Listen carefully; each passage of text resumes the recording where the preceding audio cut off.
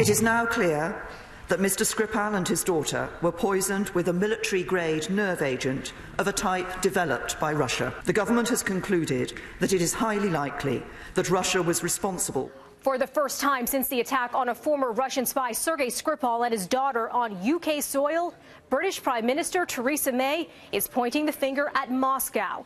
And now the clock is ticking, May giving Russia a tight deadline to explain what happened. Either this was a direct act by the Russian state against our country, or the Russian government lost control of its potentially catastrophically damaging nerve agent and allowed it to get into the hands of others. The Russian ambassador to the UK being told to answer up by the end of tomorrow. That this action amounts to an unlawful use of force by the Russian state against the United Kingdom. The Kremlin has repeatedly denied it was behind the attack on Skripal and his daughter. Both remain in hospital in critical condition, just over a week after they were found slumped over on a bench outside a shopping mall.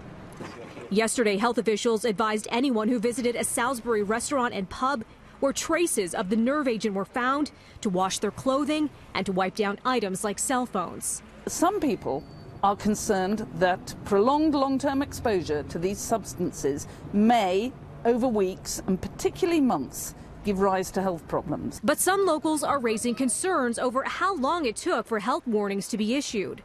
It's inexcusable in some ways. That should be the #1 objective, to inform the local people and make sure that we're safe. That's more scary, really, to be honest, saying wipe yourself down and clean yourself off from this nerve agent. As for what kind of beef Russia could have with Skripal, in 2006 he was convicted of treason in Moscow for betraying dozens of spies to British intelligence. 4 years later, he was given refuge in the UK after a spy swap with Russian agents captured in the West. And the Salisbury case has drawn comparisons to a similar attack in London in 2006, when former KGB agent Alexander Litvinenko died after drinking tea laced with radioactive polonium. A British inquiry found that Russian President Vladimir Putin probably ordered that hit.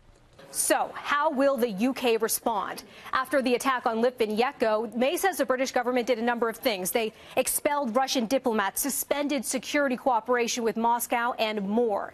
Already, British officials are signaling they will act robustly.